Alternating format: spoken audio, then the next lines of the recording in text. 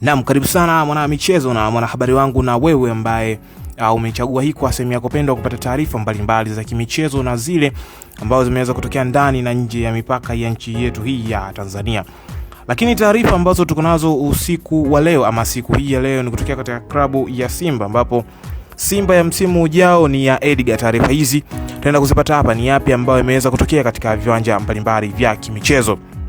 Lakini hata hivyo, uongozi wa Simba Sports Club chini ya kocha mkuu wa sasa Steve Barker umeripotiwa kuweka nguvu kubwa katika kumsaka mshambuliaji wa Dodoma Jiji William Edgar mwenye umri wa miaka 27, huku mchezaji huyo William Edgar anatazamwa kama mchezaji mwenye sifa zinazohitajika na mfumo wa kocha Steve Barker ambaye anajenga kikosi chenye kasi na nguvu ya kupambana.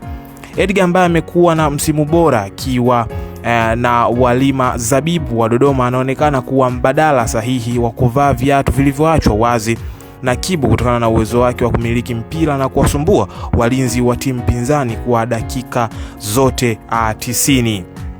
Lakini hata hivyo, baada ya mapumziko ya kalenda ya kimataifa yaliyopisha michezo ya timu za taifa, wekundu wa Msimbazi Sports Club Simba wanatarajia kurejea dimbani kuendeleza harakati za kuwania ubingwa wa ligi kuu ya NBC. Simba watashuka uwanjani Alhamisi Aprili 2 mwaka 2026 kumenyana na Coastal Union ya Tanga, mchezo unaotarajiwa kupigwa majira saa 1 usiku. Kurejea kwa Simba uwanjani kunasubiriwa kwa hamu na mashabiki wao, huku benchi la ufundi likitarajiwa kuwatumia nyota wake waliozitumikia timu zao za taifa kwa mafanikio, akiwemo nahodha Selemani Mwalimu aliyeng'ara na Taifa Stars kule FIFA Series. Mchezo huu ni muhimu kwa Simba ili kuendelea kukaa kwenye nafasi za juu za msimamo na kujiweka sawa kisaikolojia kabla ya michezo mingine migumu ya msimu.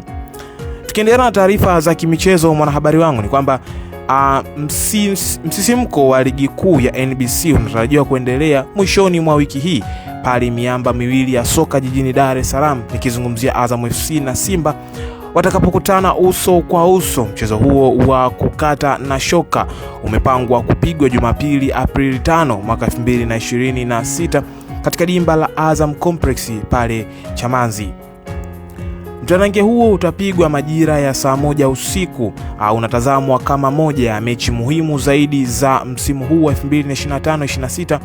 Azam FC wakiwa nyumbani kwao wataingia uwanjani wakiwa na lengo la kulinda heshima ya dimba lao dhidi ya wekundu wa Msimbazi ambao wanarejea kazini kwa kasi baada ya mapumziko ya kalenda ya kimataifa.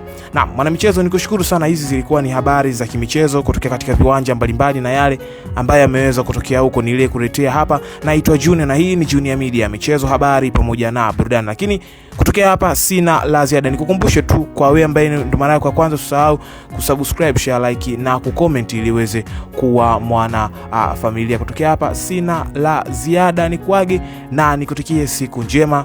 Bye bye.